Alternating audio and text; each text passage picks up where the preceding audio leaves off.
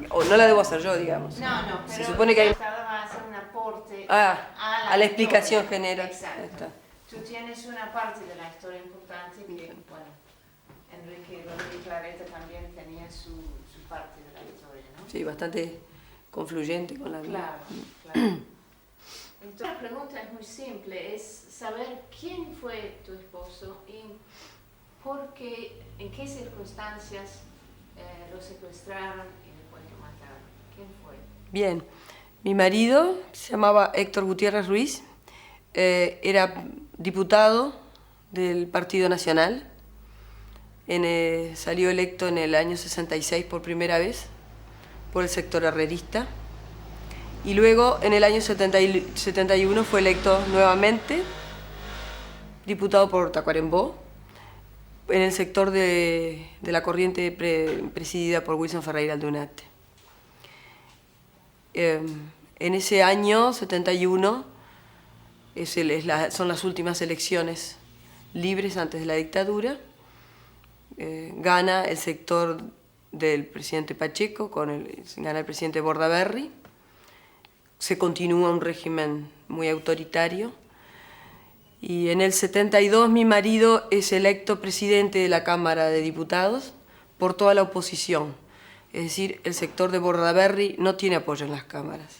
La mayoría es una oposición férrea a un gobierno muy autoritario. Él es electo en el 72, repito, presidente de la Cámara de Diputados, y en el 73 es reelecto presidente de la Cámara de Diputados, cosa bastante excepcional. En general, los presidentes de las cámaras alternan, pero era una forma de manifestar la oposición al gobierno de Bordaberry. En el 73 se produce el golpe de Estado. Mi marido era uno de los, digamos, de las personas políticas más comprometidas en la oposición, y por falta de garantías que eran obvias para todos, decide exilarse en la Argentina, donde había un régimen democrático con la vuelta del general Perón.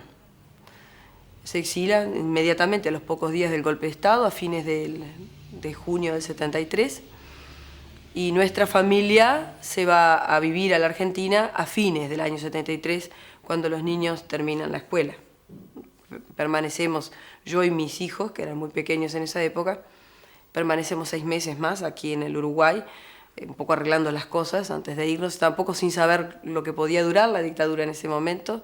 Fue una gran sorpresa a pesar de que había un clima muy ya que nos llevaba a todos a pensar que venía una dictadura, igual eran generaciones que no conocíamos más que regímenes democráticos, y fue una gran sorpresa y pensamos que podía durar poco. De todas maneras, esperamos 6 meses hasta que yo vendiera mi casa en el Uruguay y me trasladara con mis hijos a la Argentina, donde pasamos a residir desde ese momento, desde fin de año del 73, y vivimos en el gobierno democrático argentino, y luego vino la dictadura en el 76, en marzo del 76, y a los 2 meses, a menos de 2 meses de la dictadura del general Videla, se produce el secuestro y el asesinato de mi marido y de Selmar Michelini en un mismo operativo. ¿Qué pueden haber sido las razones políticas para esos 2 asesinatos? Bueno, hay varias especulaciones. Ellos estaban en la Argentina, Selmar Michelini, senador muy importante del Frente Amplio, con amplia trayectoria en el Partido Colorado también, antes de incorporarse al Frente Amplio. Y estaba también el senador Ferreira Aldunate. Eran las 3 figuras políticas que residían en la Argentina y en torno a las cuales se juntaba un número muy grande, muy numeroso de exilados políticos que, digamos, de alguna manera componían una comunidad política importante, ¿verdad? Por supuesto, no hacían más que estar reunidos y planificar la vuelta en el momento que fuera posible que la dictadura terminase.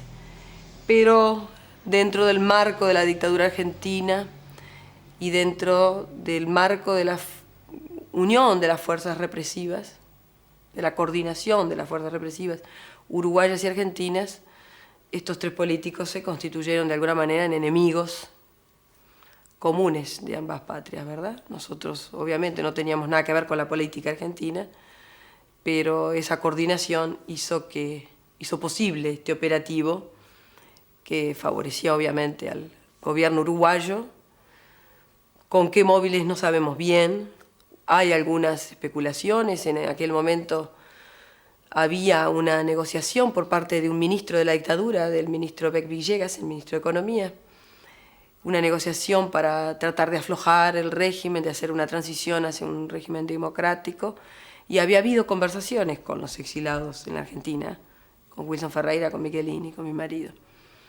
Y el sector más duro de la dictadura, del régimen, posiblemente haya querido truncar este primer intento de democratización o de entendimiento con las fuerzas opositoras. Es una de las interpretaciones, pero no hay una explicación muy razonable.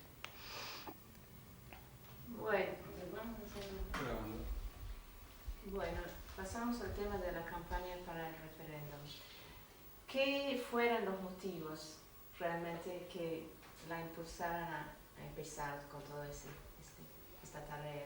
Bueno, en realidad me vi de alguna manera asumiendo una responsabilidad casi sin darme cuenta.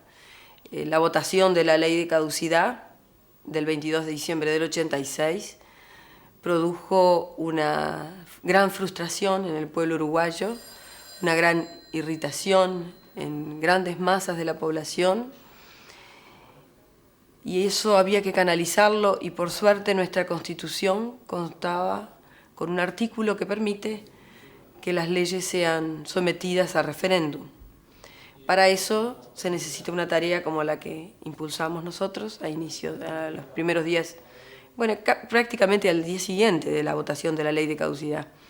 Yo fui llamada por el grupo de familiares, de madres y familiares desaparecidos, fui llamada junto con Elisa Michelini a una conferencia de prensa en donde de alguna manera ya estábamos llamando al referéndum, pero fue una primera iniciativa que tuvo un radio de información bastante limitado, porque fue a las 24 horas de votada la ley.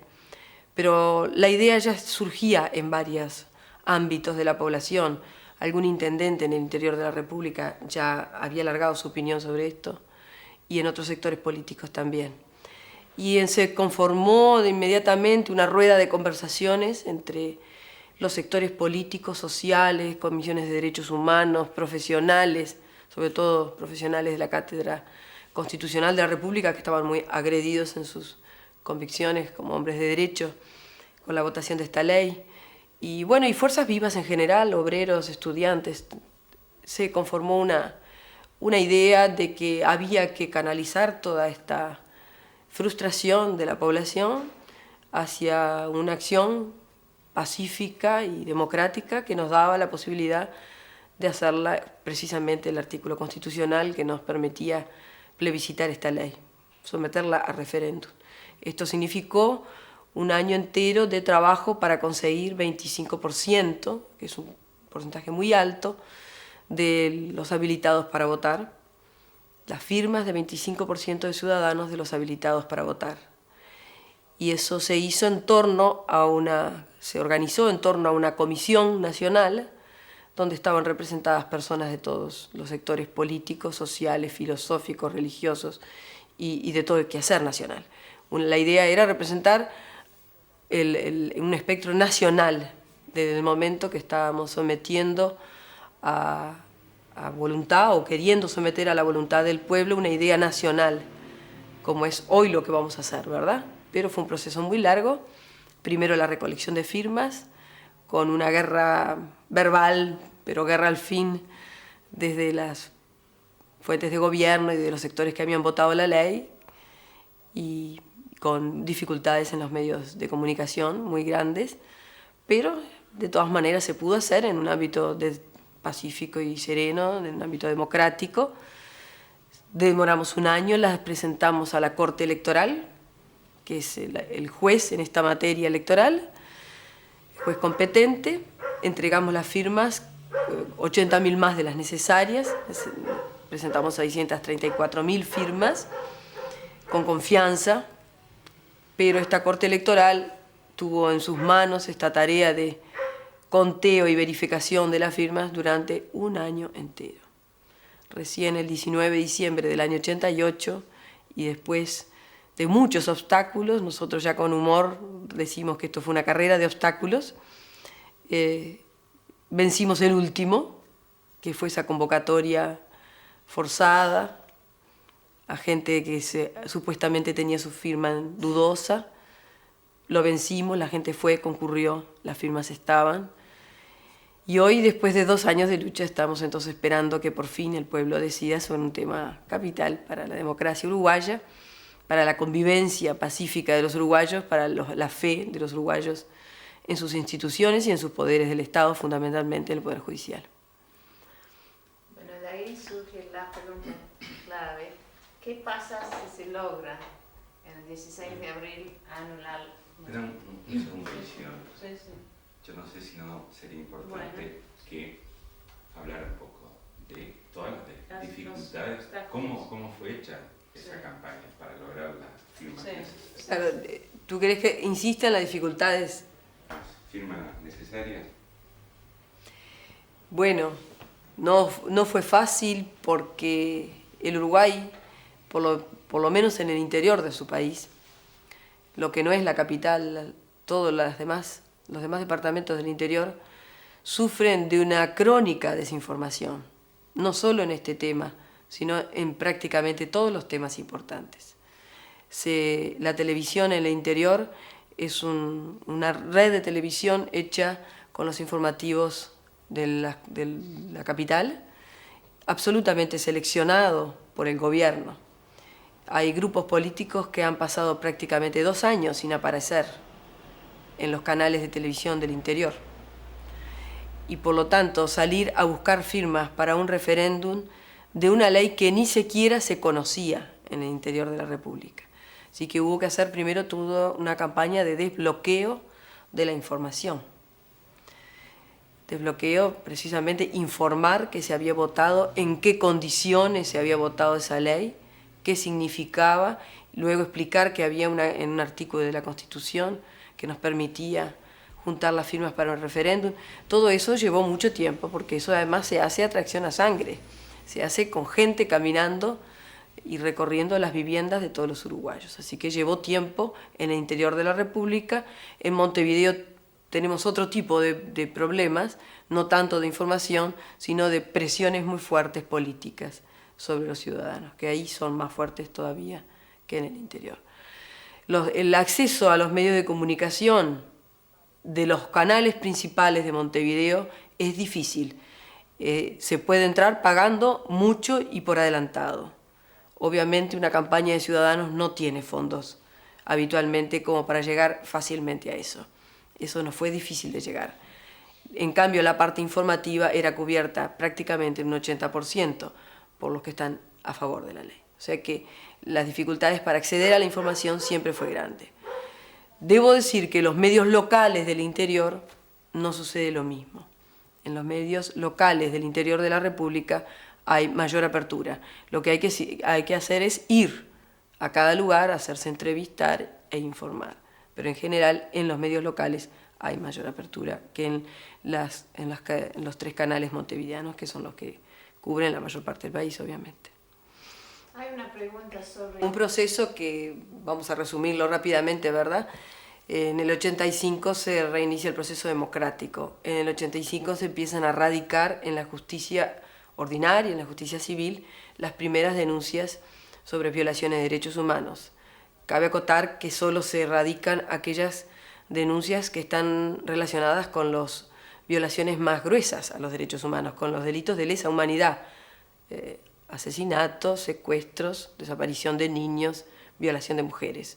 No hay denuncias simplemente por torturas, por ejemplo, que habría derecho a que así fuera y que serían miles y miles y miles los que podrían denunciar los malos tratos a que fueron sometidos. Pero la sensatez del pueblo uruguayo, vale la pena recalcarlo, la sensatez del pueblo uruguayo elige los hechos más importantes. No hay radicadas en la justicia civil más de 40 o 50 denuncias. que ya digo están relacionadas con estos episodios. Cuando se radican esas denuncias en la justicia civil, la justicia militar pide competencias y eso paraliza la investigación, hasta que el órgano supremo de la justicia, que es la Suprema Corte de Justicia, resuelva quién tiene competencias.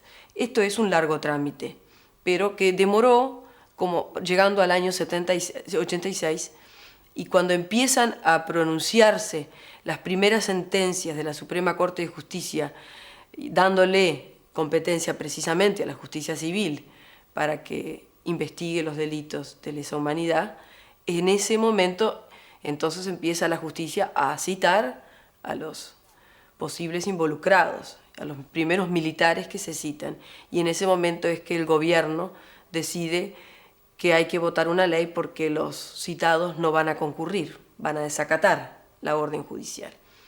Bajo esa situación se van sucediendo proyectos de ley, uno se vota en contra, otro también, y al final nace este último con la presión de que un lunes tiene que concurrir un militar a un juzgado y rápidamente, entre gallos y medias noches, se vota entre el sábado y el domingo del 21 y el 22 de diciembre, se vota la ley de caducidad.